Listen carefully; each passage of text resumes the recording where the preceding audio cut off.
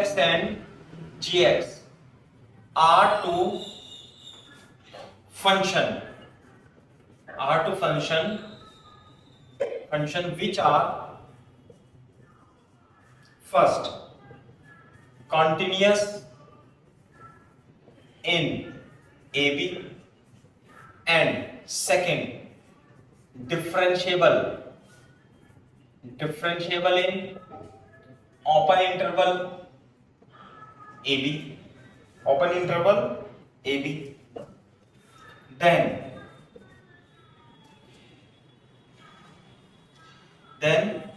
there exists at least one C, एक C point होगा which is belongs to A to B,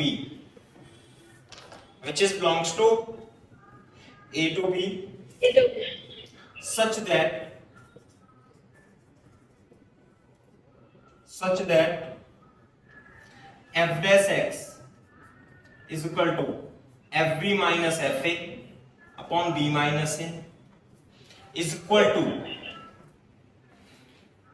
g dash is equal to gb minus ga upon b minus a is equal to g dash x। दोनों के differentiation किसी point पे क्या होंगे, equal होंगे।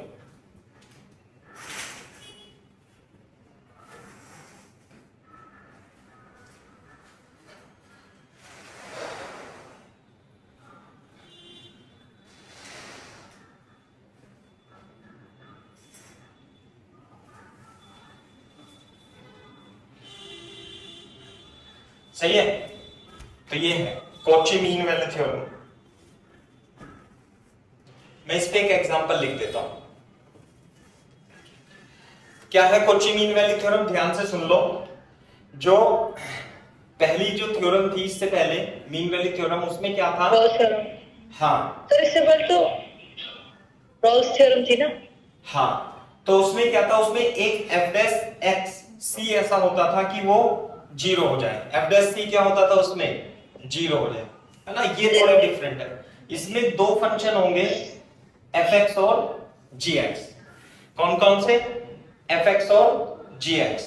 Continuous और differentiable की कंडीशन तो वही है, और at least one C such that G dash X और सॉरी ये क्या होगा, this is F dash X and G dash X दोनों क्या होने चाहिए, इक्वल होंगे। ऐसा एक पॉइंट होता है सी। क्लियर है। क्वेश्चन लिख देता हूं, लिखो। If F X and G X are two differentiable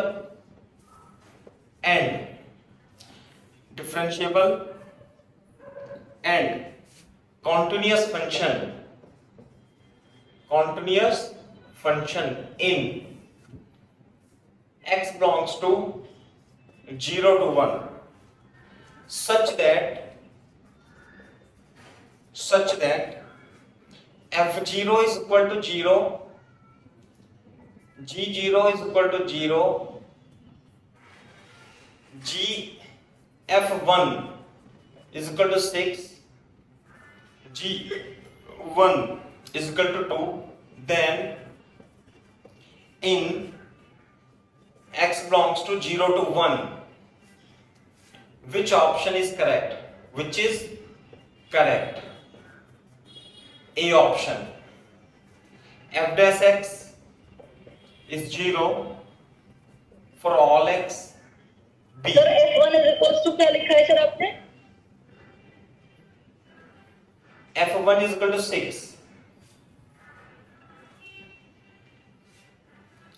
f dash x is equal to 2g dash x for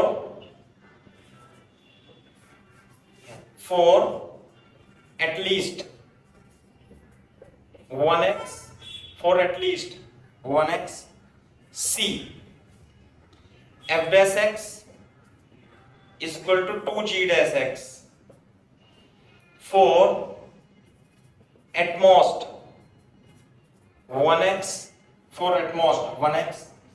D, none of these. None of these.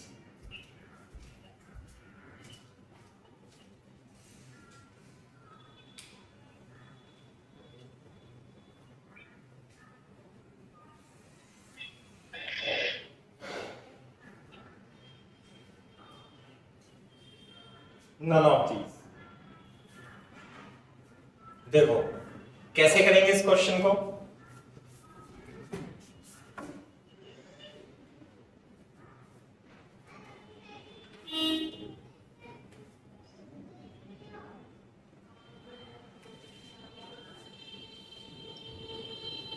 Cauchy mean value theorem से हम इसे solve कर सकते हैं।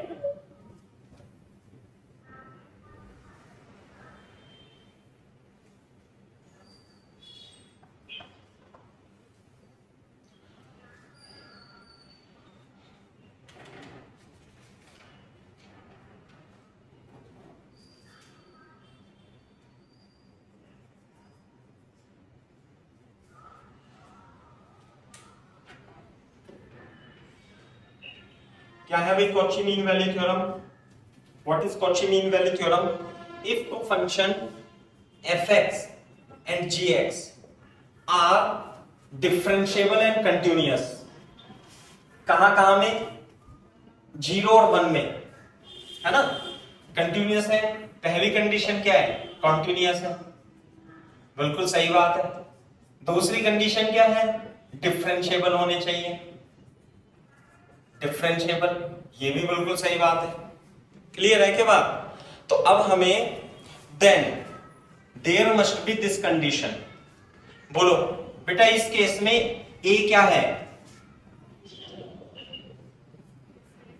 0 से 1, तो बोलो f dash x, f dash x, है ना? f डैश x क्या होगा?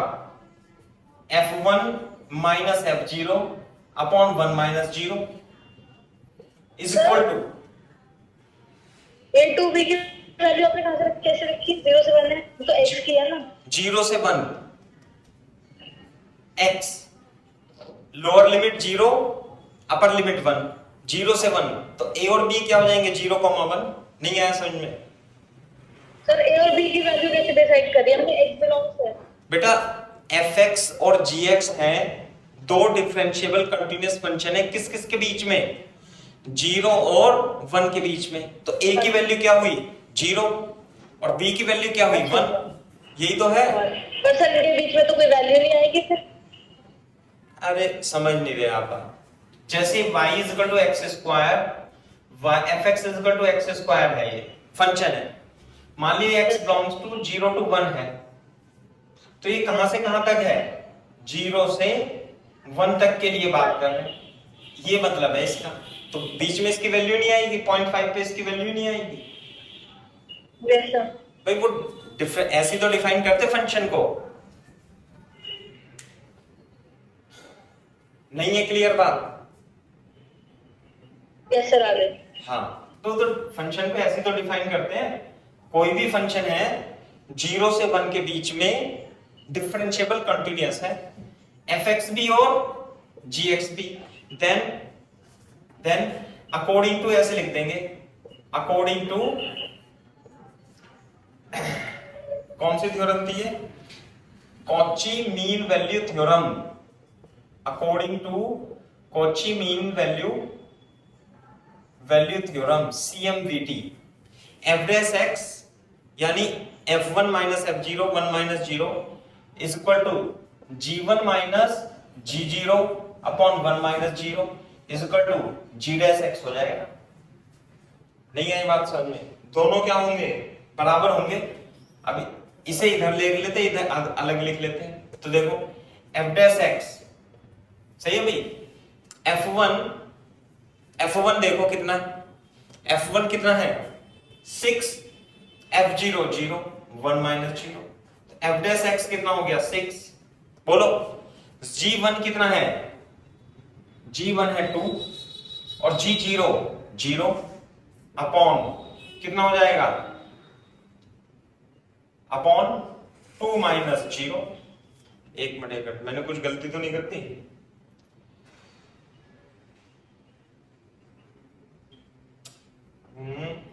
कुछ वैल्यू गलत तो लिख दी।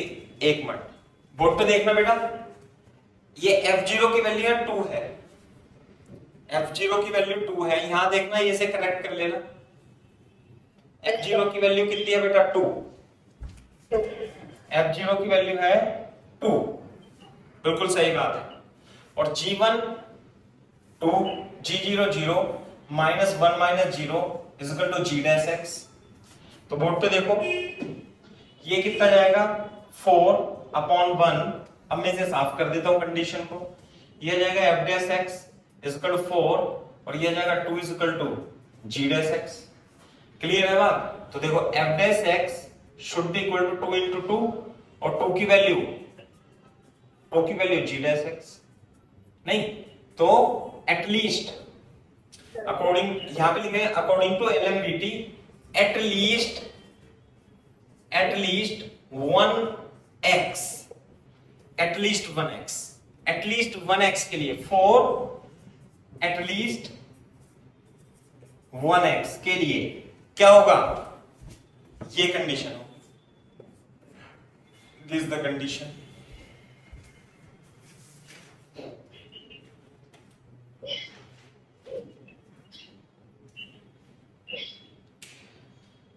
सर मतलब हमारा ये कंडीशन तो बन गई फॉर एटलीस्ट 1x। हाँ, उसमें थ्योरी में दे रखा था ना कि यदि ये कंटिन्यूअस डिफरेंशिएबल हो a और b के बीच में, तो according to LMDT at least 1x should be there so that this is equal to this is equal to this is equal to this. तो एटलीस्ट 1x के लिए है, एटमोस्ट 1 नहीं, एटलीस्ट कम से कम 1x तो होगा ही और ज्यादा भी हो सकते हैं। तो ये कैसे पता चला कि सर ये एक ही है? बेटा एटलीस्ट 1x। बेटा थ्योरी में देखो ना, थ्योरी में CMVT जो है एटलीस्ट 1x के लिए लिखा हुआ है। नहीं सर, इससे हमें कंफ्यूज क्या या फिर हमें तो उससे क्या लिखना था कि according to CMVT at least 1x। ये रिलेशन एटलीस्ट 1x के लिए होता है ना? Yes sir. तो लिखा था फॉर एटलीस्ट 1x। ठीक है सर। तो एटलीस्ट 1x इसलिए आया, कम से कम 1x, ज्यादा से ज्यादा तो हो सकते हैं। ये वैसे सवाल है, इसमें कुछ मतलब कभी कभी आ भी सकता है ना? जब आएगा तो एज इट इज आएगा, है ना? ये क्योंकि अभी तक तो आया नहीं है इसका कॉची मीन वैल्यू थ्योरम का सवाल। जब कॉपी कर लो तो बता देना।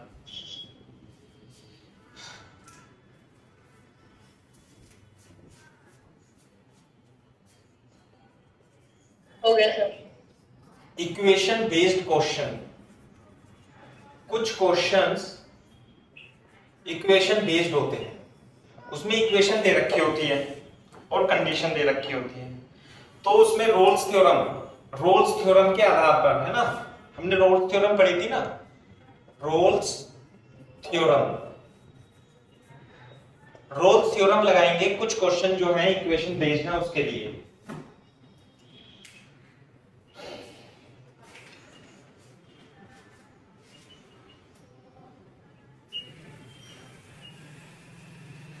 रोल्स थ्योरम का स्टेटमेंट याद है आपको? यस सर, डिफरेंशिएबल फंक्शन होना चाहिए, कंटीन्यूअस होना चाहिए और fa बराबर fb होना चाहिए। Then Yes, sir. there must be at least one c एक पॉइंट होना चाहिए such that f divide dash c must be 0, है ना? रोल्स थ्योरम पे पहले हमने बहुत सारे क्वेश्चन कर चुके हैं।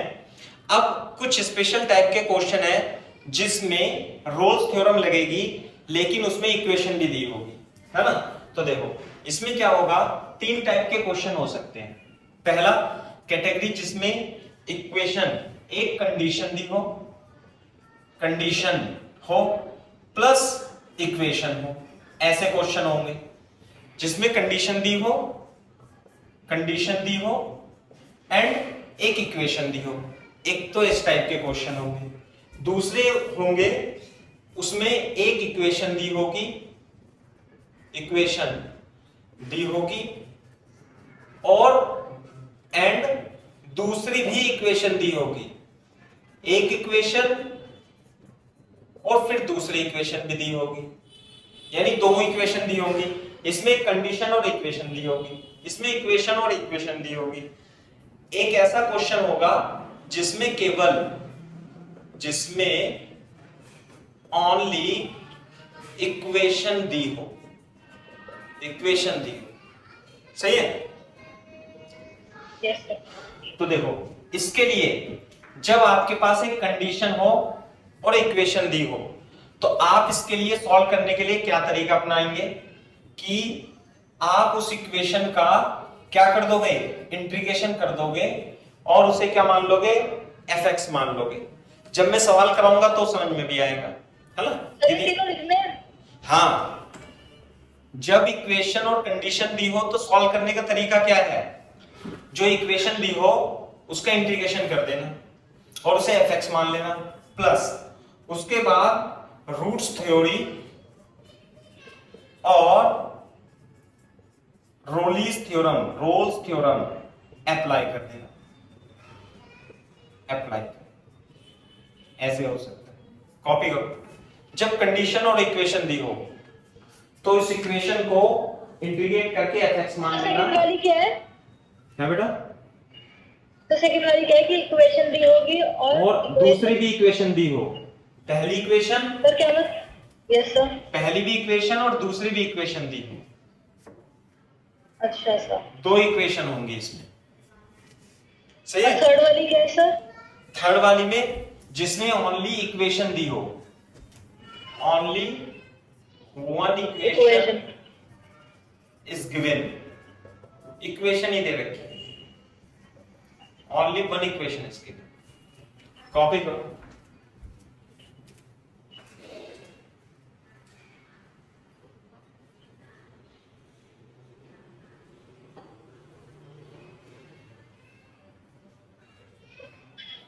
Yes sir.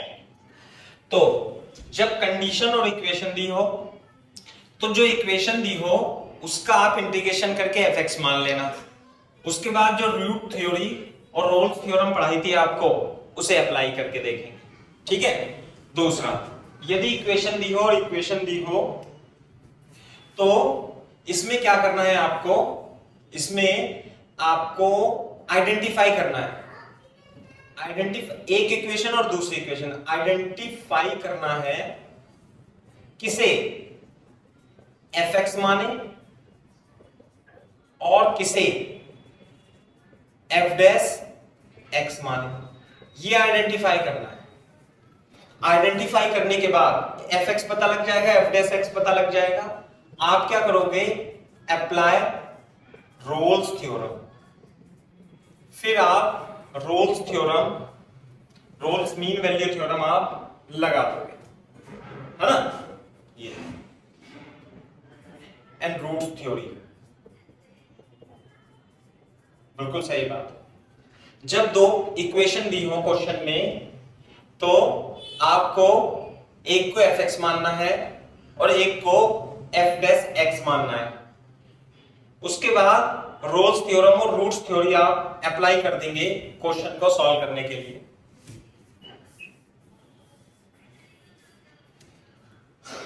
ठीक है भाई। Yes sir.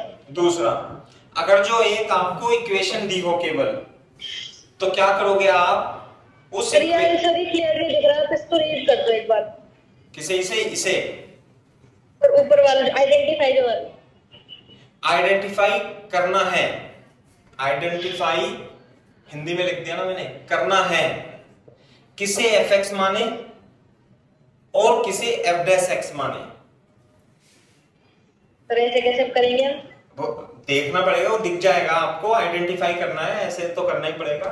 एक को fx मानना है, एक को f डैश x मानना है, जब ही तो सॉल्व होगा। एक को fx, एक को f डैश x, ये है। उसके बाद रोल्स थ्योरम और रूट्स थ्योरी आप लगा देना। यस। सही है। जब इक्वेशन दी हो तो उस इक्वेशन का आप इंटीग्रेशन कर देना, सही है। उसके बाद यस सर। क्या करोगे आप, अप्लाई रोल्स थ्योरम, ये है। तो देखते हैं किस प्रकार से क्वेश्चन आएगा। जैसे मैं एक एग्जांपल लिखता हूं,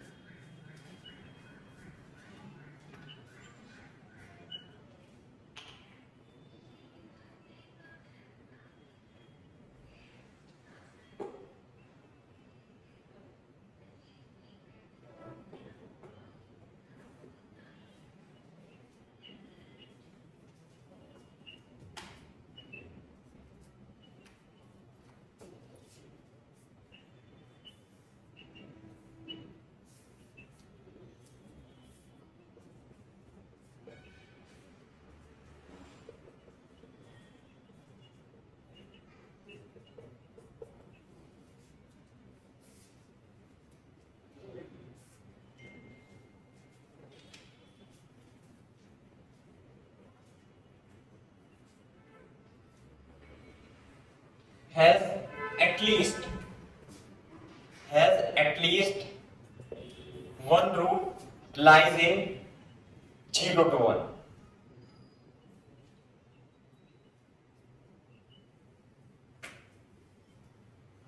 ये शो करना है ना।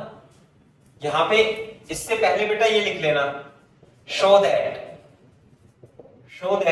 if a plus b plus c is equal to 0, then 3x square plus 2bx plus c is equal to 0 has at least one root lies in 0 to 1।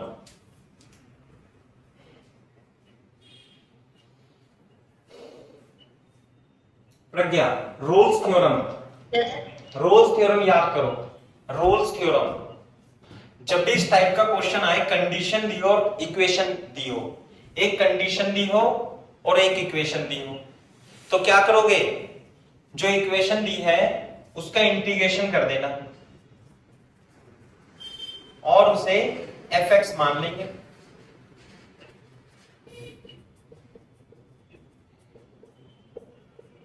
तो बेटा इंटीग्रेशन क्या आएगा,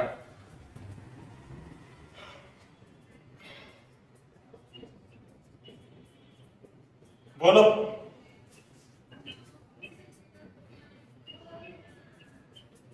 ax cube plus bx square plus cx, बोलो। ये आ गया ना fx। Yes sir. नहीं आई बात समझ? तो मैंने कहा जब कंडीशन और इक्वेशन दी हो तो उस इक्वेशन का इंटीग्रेशन कर देना और उसके बाद रूट्स थ्योरी या रोल्स थ्योरम लगा देना। हमें ये बताना है कि इस इक्वेशन का एक रूट 0 और 1 के बीच में लाई करता है। तो बोर्ड पे देखो, रोल्स थ्योरम याद करो, बिना कॉपी के पीछे देखे क्या थी रोल्स थ्योरम, ऐसी बताओ मेरे को। सर एक पॉइंट उसका डैश x जो था उसका 0 होना चाहिए। हाँ, सी पॉइंट होगा। बिल्कुल सही बात है। यानी कि रूट्स थ्योरी के अकॉर्डिंग इसके बीच में एक रूट है, तो मान लिया ये क्या होना चाहिए, 0 होना चाहिए। सही है। कब, जब fx कंटिन्यूअस है। ये बताओ क्या fx इज कंटिन्यूअस है, नहीं है, देख के बताओ। कंटिन्यूअस है इन 0 to 1 है। क्या ये डिफरेंशिएबल है, डिफरेंशिएबल है, हाँ है। 0 से 1 के बीच में डिफरेंशिएशन कर दो, इसका एग्जिस्ट करता है। नहीं आई बात समझ में? Yes sir. अब जब ये डिफरेंशिएबल है और तीसरी कंडीशन क्या होनी चाहिए, एफ ए बराबर एफ बी होना चाहिए, है ना। अगर जो ऐसा हो गया एफ ए बराबर एफ बी का मतलब यदि मैं एफ जीरो निकालू, ए क्या है यहाँ पे 0, बी क्या है यहाँ पे 1, तो एफ जीरो निकाल लो। एफ जीरो देखो इसके अंदर यदि 0 रख दूंगा तो 0 प्लस 0 प्लस 0 कितना हो जाएगा 0। क्या F1 निकाल लो FB यानी कि 1, तो क्या रख दूं मैं इसमें 1, A plus B plus C, क्या ये कंडीशन में 0 दिया हुआ है? हाँ दिया हुआ है। And since F0 is equal to F1 continuous है, डिफरेंशिएबल है और 0 और 1 की वैल्यू F की बराबर है, then according to Rolle's theorem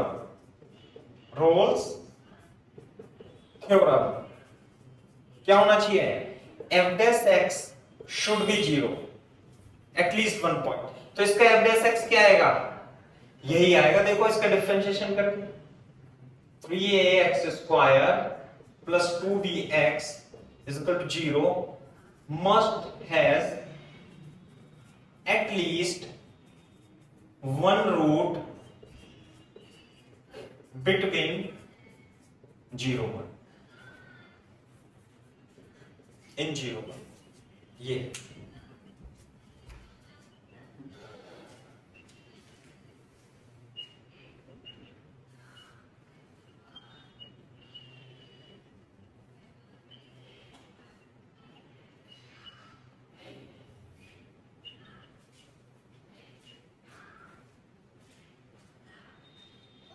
sir आपने 0 से 1 के ऊपर क्या लिखा हुआ है, ए और बी? एक मिनट, क्या कह रहे हो बताओ सर ये 0 और 1 के ऊपर क्या लिखा है? बेटा, ये ए है ये बी है, ये ए ये बी।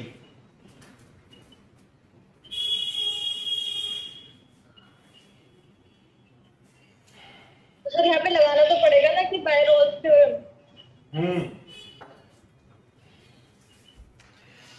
अरे 0 1 के बीच में कंटिन्यूअस है ये, हाँ है, सही है। क्या ये डिफरेंशिएबल है, ये फंक्शन डिफरेंशिएबल है। अब मैंने f1 और fb को चेक कर लिया तो f0 तो 0 आया, f1 भी 0 आ गया, तो इसका मतलब रोलिस थ्योरम से there must be at least 1x so that f dash x is 0। तो यानी कि this is has at least one root lies in 0 to 1। Sir ये रोलिस थ्योरम एनसीईआरटी में है? यार एनसीईआरटी का नहीं पता मेरे को, एनसीईआरटी में नहीं होगी, होगी भी तो क्या फर्क पड़ रहा है आपको बेटा, अगर जो शीट में दे रखा है तो पढ़ना तो पड़ेगा ही, है ना। ये सर वो तो मैं बस पूछ रही थी सर। हाँ क्योंकि सवाल आए होंगे तभी दे रखा है, ऐसा नहीं।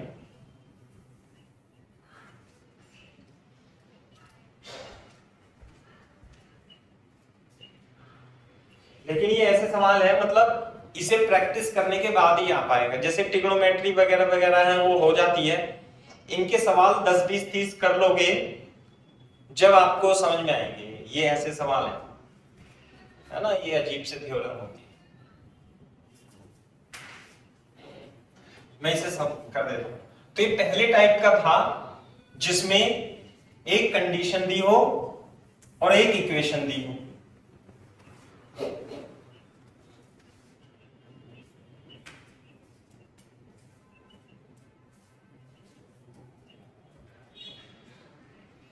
देखो मैं एक क्वेश्चन लिख देता हूं, if a polynomial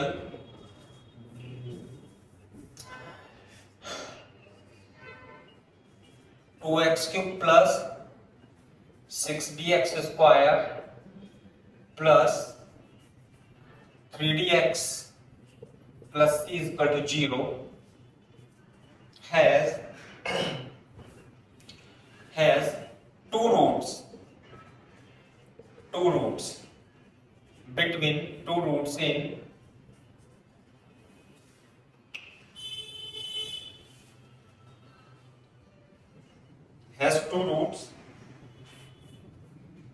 alpha and beta, two roots alpha and beta, then show that equation, show that polynomial 6ax square plus 12bx plus 3d is equal to 0, यानी कि 3 दूनी 6 और 3 चौक 12 0 has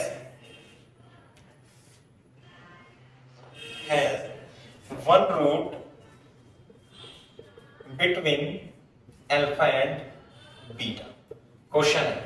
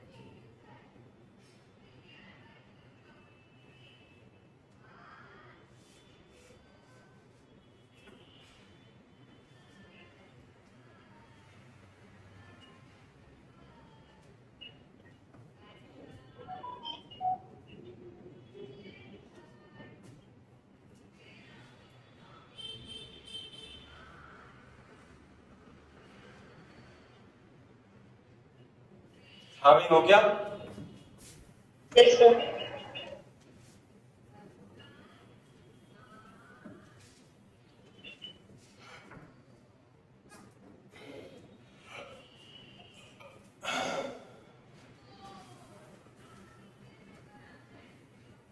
देखो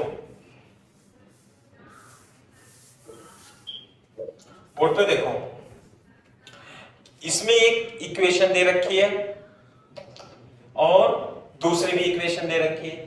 एक इक्वेशन और दूसरी इक्वेशन दी हो, इसके दो रूट हैं, has two root alpha beta, कोई दो रूट है, इक्वेशन दी हो और दूसरी भी इक्वेशन दी हो, तो आपको इसमें ये बताना है कि इसमें कौन किसे तो एफ एक्स लें और किसे एफ डैश एक्स लें, बताओ।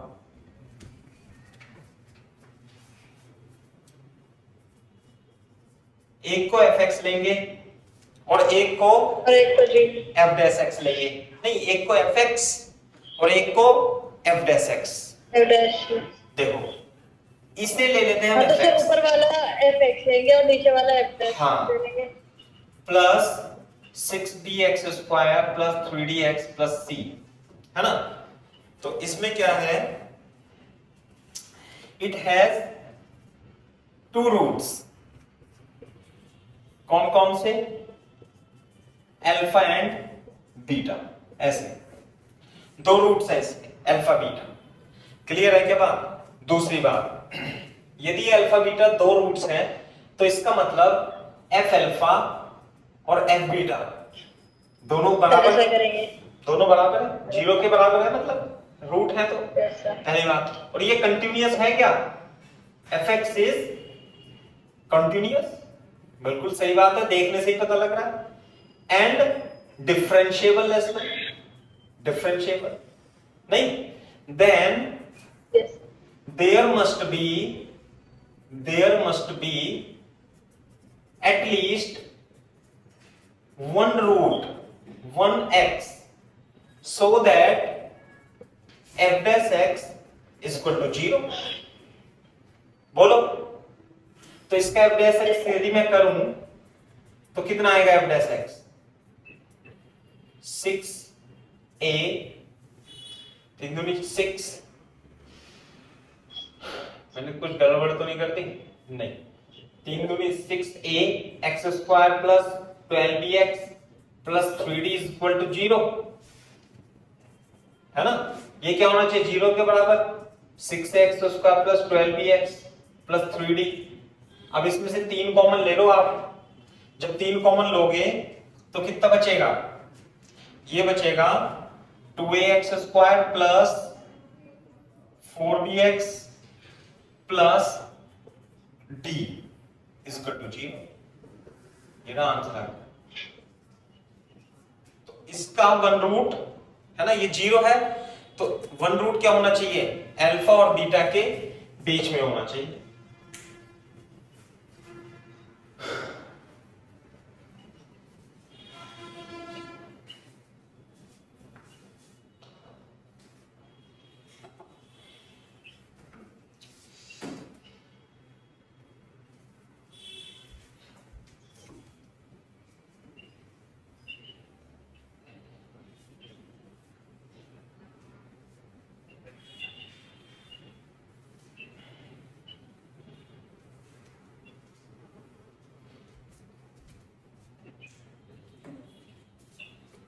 दूसरा लिख लो क्वेश्चन, मैं क्वेश्चन लिख लेता हूं। Show that between two consecutive roots of e की power x cos x minus 1 is equal to 0, at least one root of e की power x sin x minus 0 exist। आपको ये बताना है कि एक इक्वेशन दी हुई है और दूसरी इक्वेशन दी हुई है, इसके दो रूट के बीच में इसका एक रूट लाई करना चाहिए।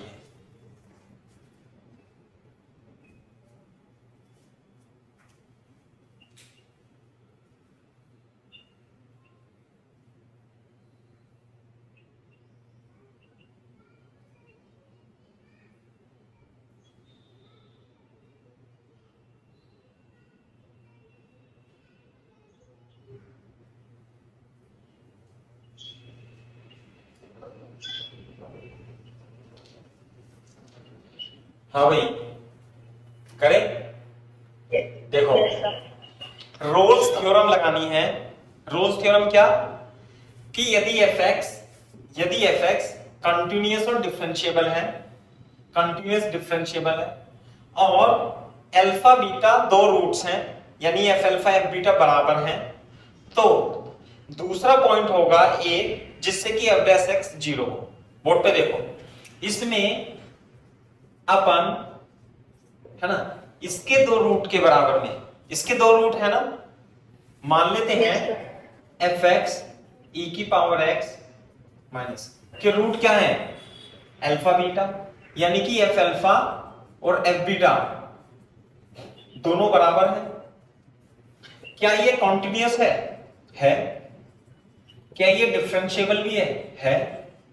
तो क्या हम रोल्स थ्योरम लगा सकते हैं? हाँ, डिफरेंशिएबल भी है, कंटिन्यूअस भी है और अल्फा बीटा दो रूट्स हैं, तो अल्फा और बीटा के बीच में, हिंदी में लिख देता हूं, देन अल्फा तथा बीटा के बीच में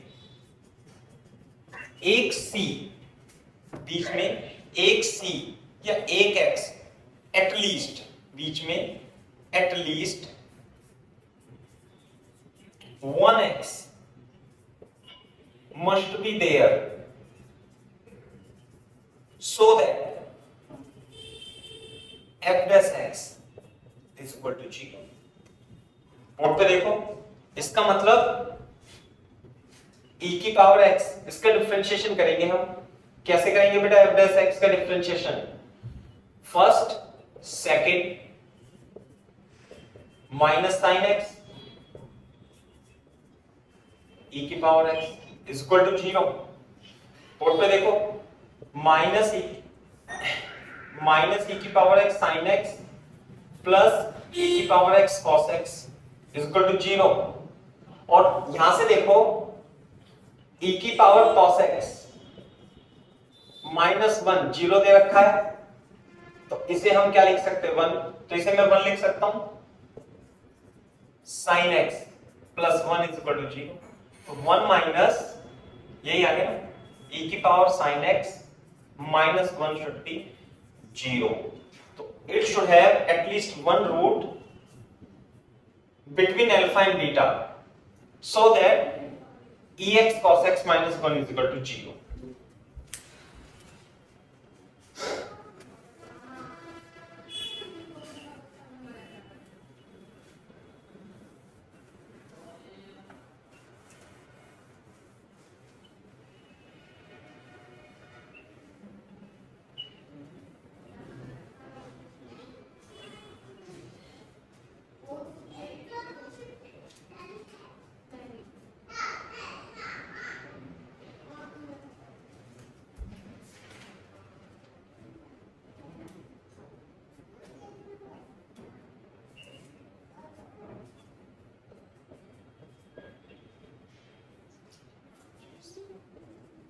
सर ये क्या लिखा है आपने? देन अल्फा, उसके बीच में क्या लिखा है? बीटा के बीच? देन अल्फा एंड बीटा के बीच में at least 1x must be there so that f dash x is equal to 0. यही तो है रोल्स थ्योरम.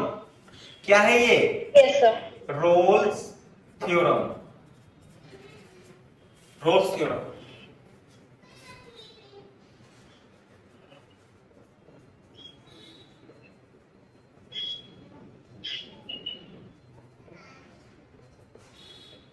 ये तुम्हारे एनसीईआरटी में भी एलएमबीटी दिया होगा कुछ ना कुछ, है ना? दिया होगा, देख लेना. नहीं दिया होगा, बोर्ड में तो आता नहीं है, लेकिन इतना है, हो सकता दिया हो. सर वो अप्रोक्सीमेटली वाली सही रह रही है अभी. हाँ, उसे भी करा देंगे, चिंता मत.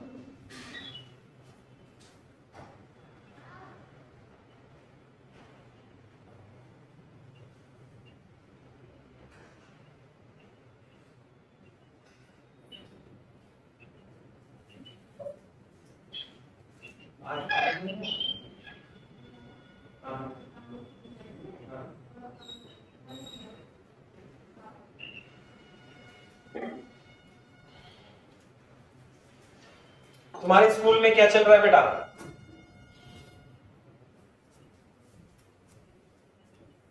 सर अभी तो इंटीग्रेशन चल रहा था जब मैंने पूछा था. अच्छा, बस तो 1-2 दिन में हम मंडे से इंटीग्रेशन स्टार्ट कराएंगे. कल को इसे और खत्म करा देता हूं, मंडे से इंटीग्रेशन कराएंगे. डिफरेंशिएशन तो आ गया आपको अच्छे से अब. Yes sir. हाँ,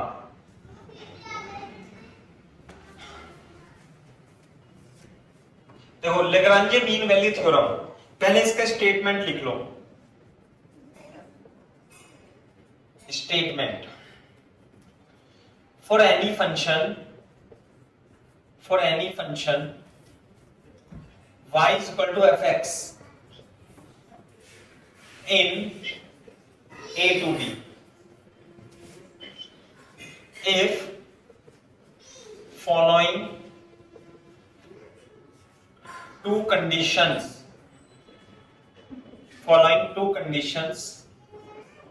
satisfied.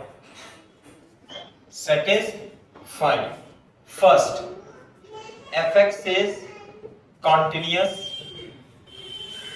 in AB. Second, fx is differentiable in AB. Then, according to LMVT,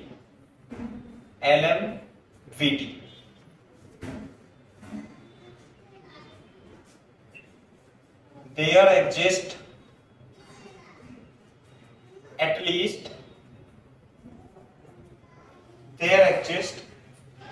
least a point C between A to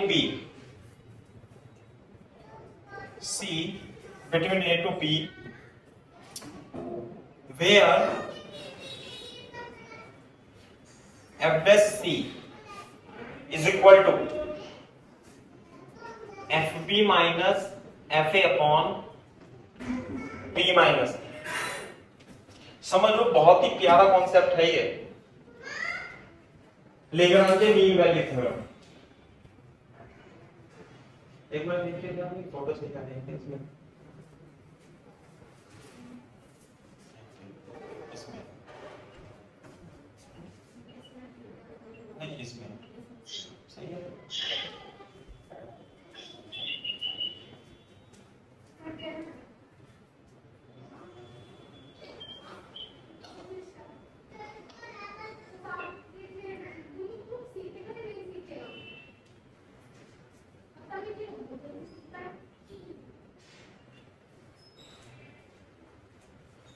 हाँ भाई प्रज्ञा, इसका मैं ज्योमेट्रिकल रिप्रेजेंटेशन आपको बताता हूं।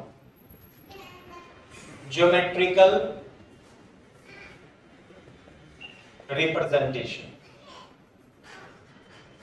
Geometrical representation,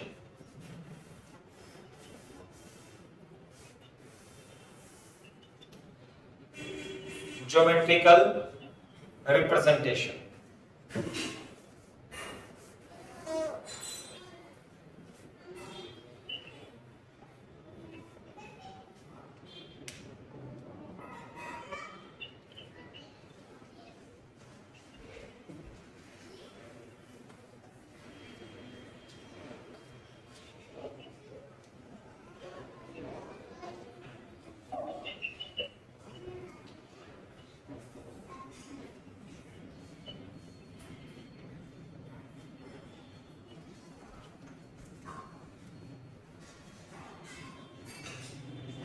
geometrical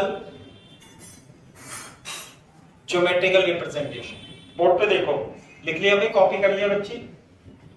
yes sir. Board पे देखो, ए और बी, जैसे ये ए है, ये बी है, ये एफ ए है, मान लिया एफ बी है, इसके बीच में फंक्शन कंटिन्यूअस है और डिफरेंशिएबल है, मान लिया ये है, इस तरीके से फंक्शन है। तो बोर्ड पे देखो, इसके बीच में, ए और बी के बीच में एक पॉइंट ऐसा होगा जहां पर this is equal to this. What is F dash C? F dash C का मतलब है, ये तो हो गया एफ एक्स। इस पॉइंट पर यदि मैं एक टेंजेंट खींच दूं और यहां पे क्या निकालूं, एफ डैश सी निकालू ना, तो ये f B minus F a, देखो ये तो एफ ए है, ये एफ बी है, तो ये बता सकते हैं ये कितना होगा, F B minus F A. बोलो। Yes sir. और ये क्या होगा, ये है ए, ये है बी, तो ये क्या हो जाएगा, बी माइनस ए। तो दिस, ये ना F B minus F A, क्योंकि ना थीटा, तो टेन थीटा क्या होगा इससे, F B minus F A upon B minus A. और इस पर एक पॉइंट ऐसा होगा सी, जो इस लाइन, इस कोड के, इसे मैं ए लिख दूं और इसे बी लिख दूं, तो कोड ए बी के parallel there would be a point C where f dash C is equal to slope of chord AB, that is f dash C is equal to B minus A। नहीं आई बात समझ में? Yes sir.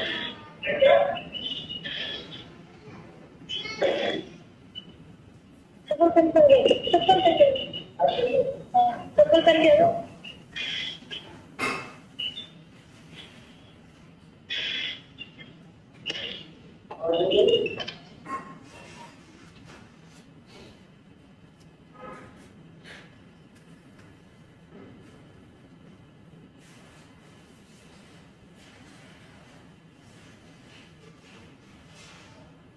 ये इसका geometrical representation है। Board पे देखो, यदि ए और बी के बीच में, ए और बी के बीच में ये कंटिन्यूअस है, डिफरेंशिएबल है, तो यदि मैं इस कोड की स्लोप निकालूं तो इस कोड की स्लोप क्या होगी भाई? स्लोप होगी लंब perpendicular upon base, perpendicular upon base. तो इसकी स्लोप और इस पे एक पॉइंट ऐसा होगा जिस पे हम एक टेंजेंट खींचे और ये दोनों क्या हो? पैरेलल। तो इस पे जब टेंजेंट खींचेंगे तो इसकी स्लोप क्या होगी? F dash x. तो यहां पर एक सी होगा जिसमें कि एफ डैश सी, यानी कि एफ डैश सी और इसकी स्लोप दोनों बराबर होगी। ये बात समझ में आई नहीं भाई? आई बात? बोलो। देखो ये तो है Lagrange mean value theorem, Lagrange mean value theorem. और रोल्स थ्योरम क्या होती है बताओ? रोल्स थ्योरम में क्या होता है? Continuous f should continuous differentiable in a to b, है ना? कॉन्टिन्यूअस तो होना चाहिए ए से बी तक, डिफरेंशिएबल होना चाहिए ए से बी तक, एंड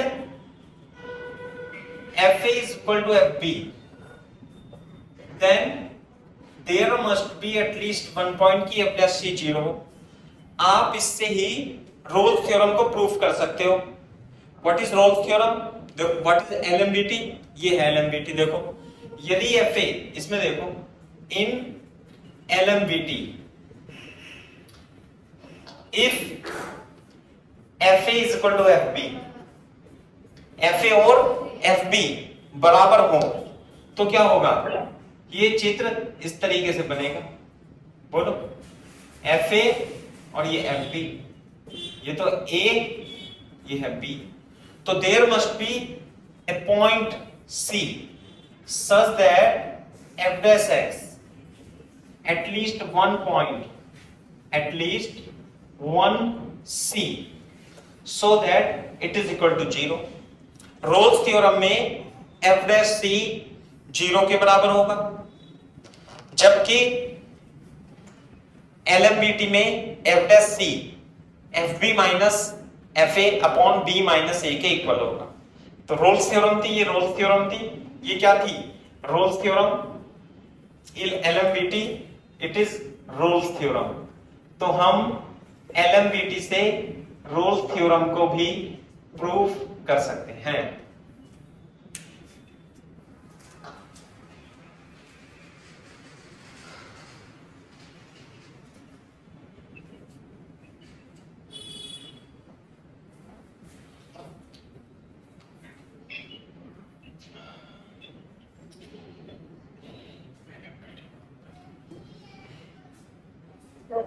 साफ कर दूं इसे? Yes sir. तो उधर वाला मत करना। हाँ उधर कर।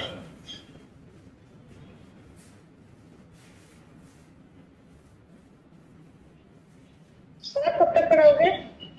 बेटा एक दो सवाल तो करा दो, इसका 4 सवाल करा देता हूँ इसके छोटे छोटे। कहीं जाना है आपको? नहीं सर, सर जाना नहीं है सर। नेटवर्क में थोड़ी सी वो लाइट कम हो गई थी सर, प्रॉब्लम आ रही थी, अभी आ गई थी सर। करो करो, ज्यादा नहीं रहा है इसमें, तुम्हारा डिफरेंशिएशन खत्म हो जाएगा, है ना? अप्रोक्सीमेशन भी पढ़ा दूंगा कल को, अप्रोक्सीमेशन, है ना, जो रह रहा है कोशिश करूंगा अप्रोक्सीमेशन पढ़ाने की। देखो अपने को क्या करना है, क्वेश्चन लिखो, find the value of C using LMBT, using LMBT, using LMBT. First, fx is equal to log sin x basic. Second, x belongs to pi by 6 to 5 pi by 6, second fx is equal to log x base c x belongs to 1 to 2. Third fx is equal to ये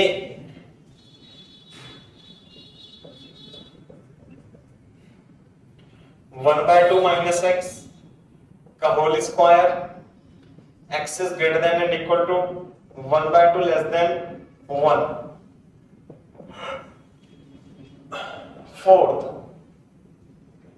fx is equal to tan inverse x, x belongs to 0 to 1.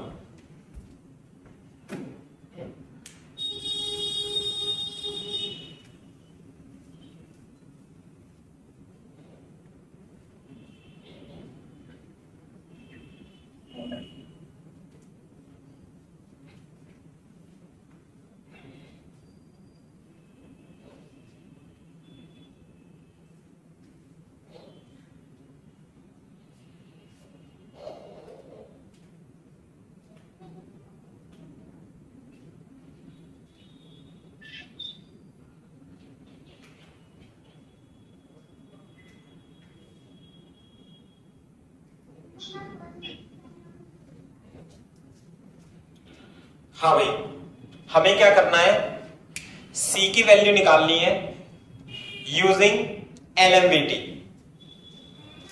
पहला part fx is equal to log sin x base c, x belongs to pi by 6 to 5 by 6. a और b बोलो.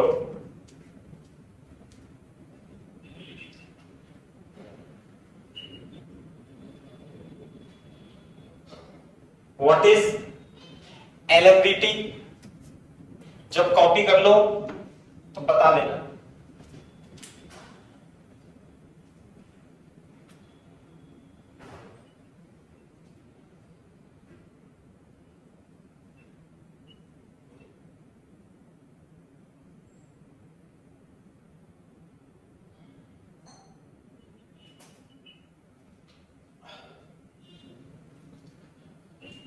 हाँ भाई प्रज्ञा, yes sir.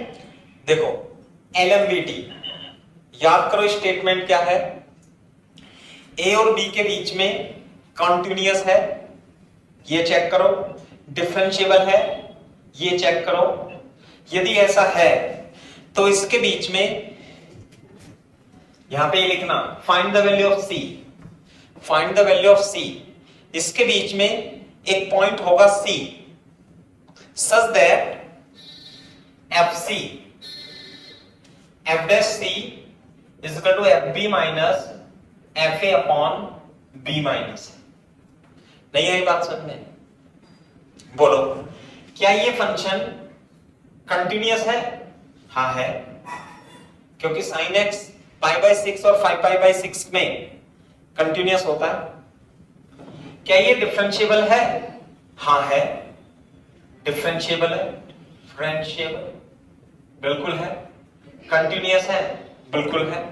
जब ये continuous और differentiable है तो there must be at least point C, और उसी की तो वैल्यू निकालनी है जिसके लिए f dash C f B minus के बराबर हो. तो ये बताओ, पहले मेरे को एफ डैश एक्स निकालो. इसका कितना है एफ डैश एक्स?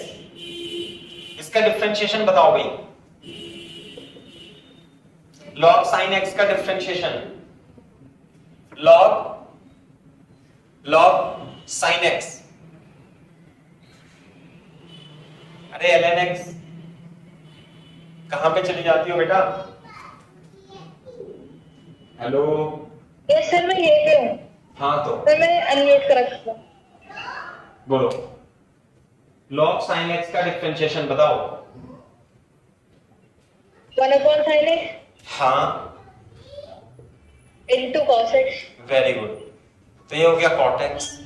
तो एक पॉइंट सी होगा इसमें, एक पॉइंट सी होगा इसमें कि वो F B minus F A divided by 5π/6 minus π/6 के बराबर होगा। तो c की वैल्यू निकालनी है। आप ये क्वेश्चन समझो ध्यान से, किसकी वैल्यू निकालनी है? c की। तो देखो कैसे निकालेंगे c की वैल्यू, यहां रख देंगे log sin, एक काम करते हैं, ये हो जाएगा log sin 5π/6 log sin π/6 minus 5π/6 upon π/6। बोलो क्लियर है? π/6 5π/6 की वैल्यू बता सकते हो? sin 5π/6 कितना होगा? sin π/6 1/2 sin 5π/6 कितना होगा बताओ?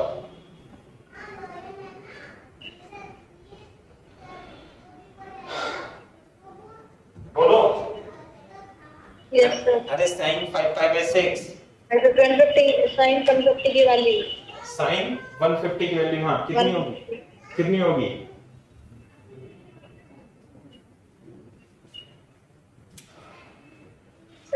-1/2 1/√2।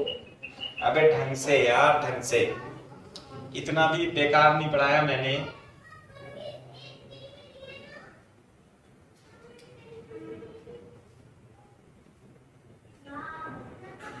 sin 150 की वैल्यू प्रैक्टिस नहीं होती ना, इसलिए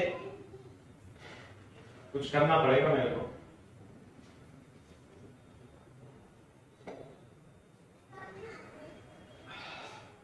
हाँ भाई जल्दी बताओ तेजी से।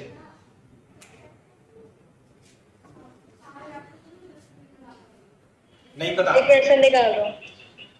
अरे साइन बेटा पाई माइनस π/6 नहीं लिख सकते इसे? कौन से क्वाड्रेंट में आएगा ये बताना। साइन π/6 5π/6 कौन से क्वाड्रेंट में आएगा? है सेकंड में। सेकंड में। साइन पॉजिटिव होता है नेगेटिव? पॉजिटिव। तो कितना आएगा? पाई माइनस π/6 तो प्लस साइन 5/6 ही आएगा ना, तो 1/2 ही आएगा। 1/2 ही आएगा। क्लियर है क्या बात? Yes sir. तो देखो ये भी 1/2 ये भी 1/2, तो ये दोनों कट जाएंगे ना। Yes sir. तो cot c कितना जाएगा? 0, और cot c 0 कब होता है? cot π/2 पे। तो c की वैल्यू क्या आ गई? π/2 बिलोंग्स टू इसके बीच में π/6 और 5π/6 के बीच या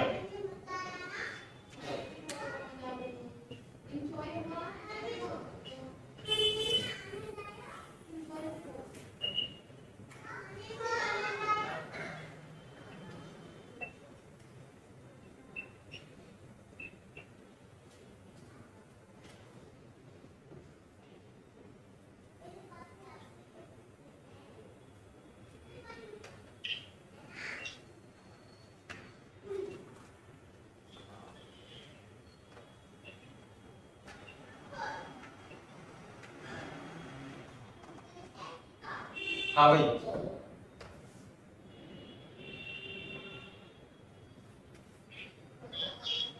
यस सर। सेकंड क्वेश्चन में भी यही करना है हमें। c की वैल्यू निकालनी है और a1 है b2 है यूजिंग LMVT। जब भी c आए क्वेश्चन में, जब भी c लिखा आए कहीं भी किसी क्वेश्चन में a और b के बीच में c हो, तो ध्यान करना है LMVT लगानी है। तो सेकंड देखो fx क्या है? log x base c यानी ln x, और x कहां से कहां तक है? 1 से 2, तो इसमें a और b ये हो गया। क्लियर है? तो क्या ये 1 और 2 के बीच में कॉन्टिन्यूअस है? हाँ है। क्या ये डिफरेंशिएबल है? हाँ है। बिल्कुल सही बात है, कॉन्टिन्यूअस भी है डिफरेंशिएबल भी है। तो f डैश x कितना आएगा? 1/x। Then f dash c should be equal to fb minus fa upon b minus a। तो एफ डैश सी कितना आएगा बेटा 1/c FB, यानी कि ln2 माइनस ln1/2 माइनस 1। तो बताओ c की वैल्यू कितनी आ जाएगी फिर, कितनी आएगी फिर c की value 1/c is equal to ln2, ln1 की वैल्यू प्रज्ञा कितनी होती है 0 अपॉन 1, तो c is equal to 1/ln2 is the correct answer. क्या है c की वैल्यू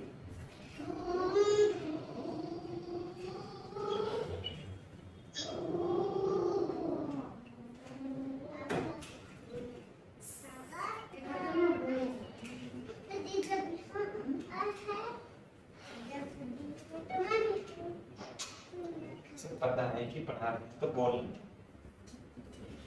बहुत नहीं समझता।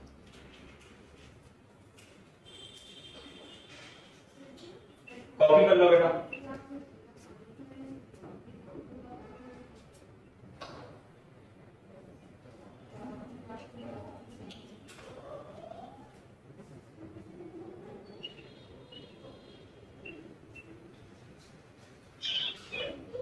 तीसरा क्वेश्चन ट्राई करो। तीसरा डिफरेंशिएबिलिटी कंटिन्यूटी चेक करनी है अपने को। डिफरेंशिएबिलिटी कंटिन्यूटी चेक करनी है।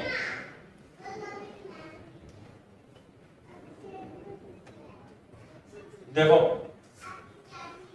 थर्ड क्वेश्चन, ये ब्रेकेबल फंक्शन है।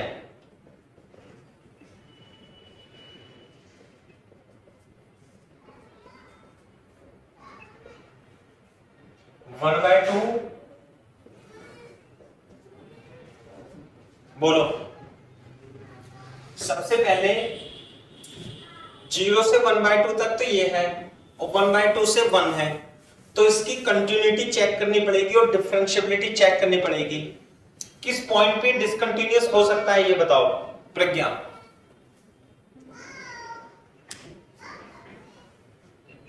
इसमें ब्रेक इस फंक्शन 1/2 पे किसी पे भी नहीं तो कंटीन्यूअस है ना 1/2 है। 1/2 तक यहाँ ऐसा है, 1/2 के बाद कैसा है। तो हम जब भी चेक करते हैं जहां ये ब्रेक हो रहा होगा या नहीं होगा। तो ब्रेक तो नहीं हो रहा। अरे 1/2 से 0 तक ये स्ट्रेट लाइन है, फिर पैराबोला है, समझे।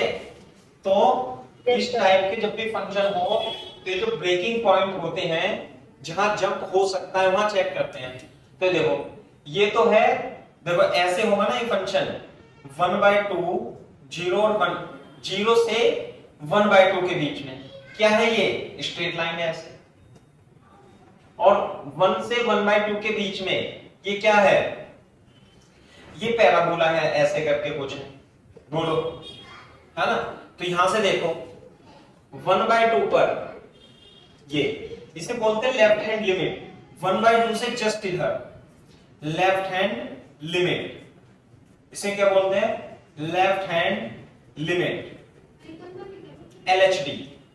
तो यानी कि 1/2 से जस्ट इधर, यहां पे 1/2 रख दो, F 1/2 माइनस, ये माइनस का मतलब है लेफ्ट हैंड लिमिट, तो यहां 1/2 रखेंगे तो कितना है 0 नहीं, तो इसका मतलब ये स्ट्रेट लाइन ऐसे जा रही होगी, ऐसे 0 हो गई। और RHD right hand limit, right hand limit F 1/2 plus, ये लिमिट डिफरेंस कंटिन्यूटी और डिफरेंशिएबिलिटी मैं पढ़ाऊंगा आपको अच्छे से, है ना, इंटीग्रेशन के बाद पढ़ा देंगे। 1/2 प्लस कितना आएगा, प्लस के लिए ये 1/2 माइनस 1/2 0 इज इक्वल टू 0। तो LHD और RHD क्या है, इक्वल है, इसलिए function is continuous, function is continuous. Continuous तो है, ये तो बात है। अब डिफरेंशिएबल और चेक कर लो इसे कि क्या इसकी left hand derivative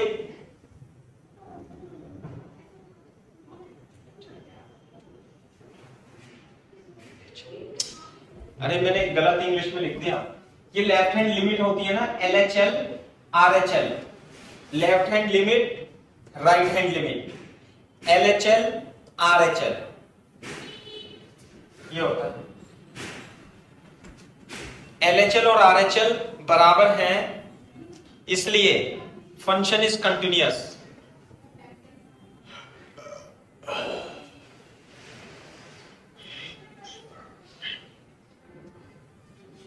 function is continuous.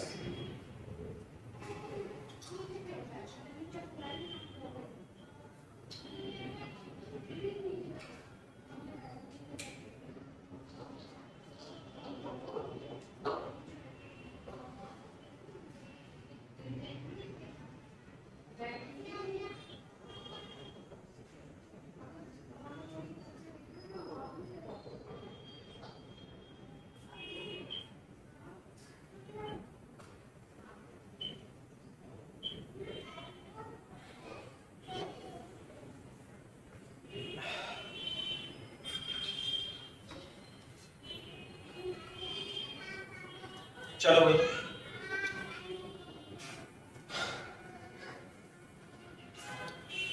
Function is continuous.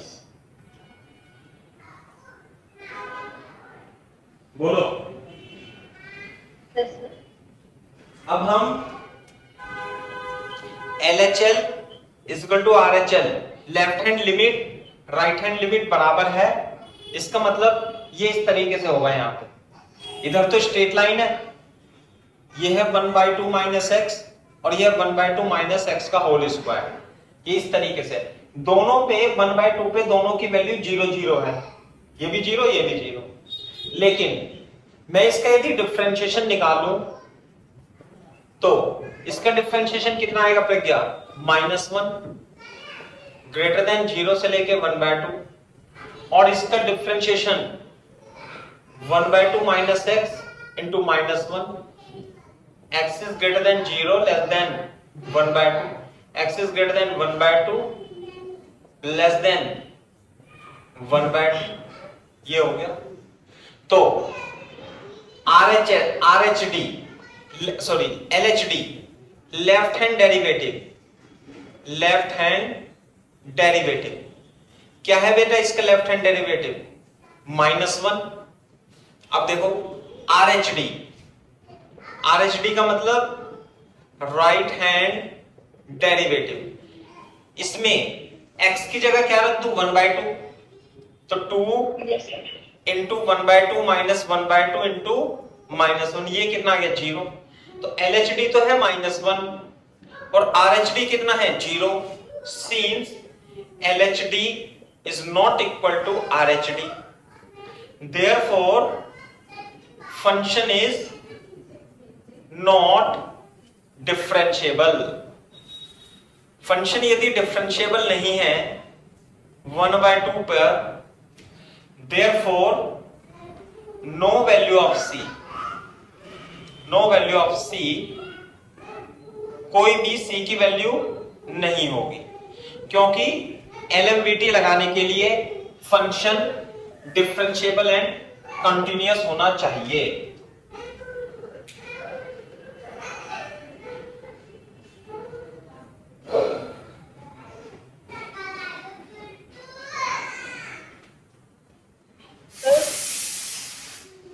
हो गया बेटा? Yes, sir. चलो लास्ट क्वेश्चन और करते हैं 4। तो ध्यान रखना है फंक्शन कंटिन्यूअस और डिफरेंशिएबल होना चाहिए।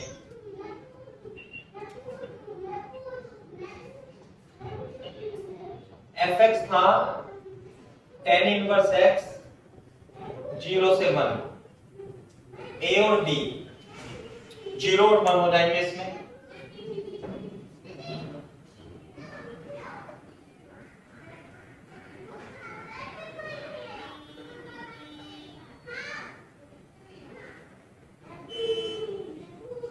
ए और बी 0 और 1 हो जाएंगे इसमें। बोलो। दूसरी बात, हमें क्या ये 0 से 1 के बीच में कॉन्टिन्यूअस है? हाँ है। क्या ये डिफरेंशिएबल है? हाँ है। तो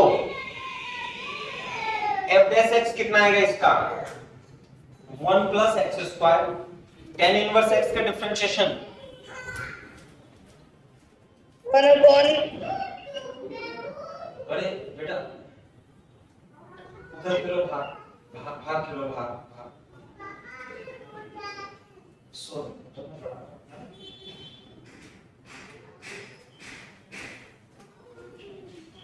तो ये तो हो गया f डैश x। तो f डैश c कितना होगा बेटा? और f डैश c किसके बराबर होगा? f1 minus f0 upon 1 minus 0। तो f1 यानी कि tan इनवर्स 1, f0 यानी कि tan inverse 0 upon 1 minus 0। tan inverse 1 कितना होता है? पाई बाई 4 माइनस 0, 1 माइनस 0, ये तो 1 ही आ गया। f dash c 1 plus t square equal to pi by 4, ये आ गया ना। तो c की वैल्यू निकालनी है, तो 1 upon pi by 4 is equal to 1 plus t square. तो 4 upon pi minus 1 is equal to c square. तो c is equal to plus minus root 4 upon pi minus 1, ये वैल्यू आ गई c की। ठीक है, तो आज के लिए इतना ही काफी है, कल को डिस्कस करेंगे बाकी।